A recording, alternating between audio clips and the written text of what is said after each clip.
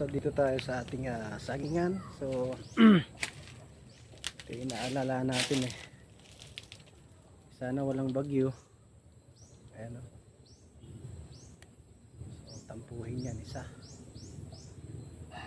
Pinakatakot natin ay ito mga lakatan nito. Ayan. Ito yung ating ginagawa pag walang pasok. Ito yung ating mga saging. Ayan, so ito, tapuhin na naman, no? See? Dalawa. Ayan, tatlo.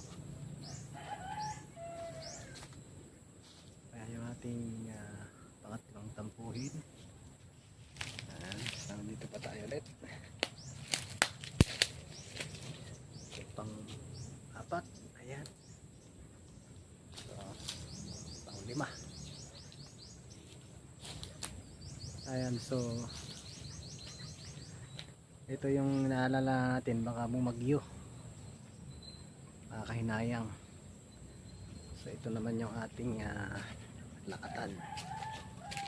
Ayan, so ito yung ating ginagawa pag Sabado Linggo.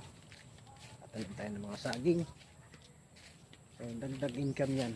Ayan. Ito naman yung ating lakatan. Ayan, dalawa. Ayan.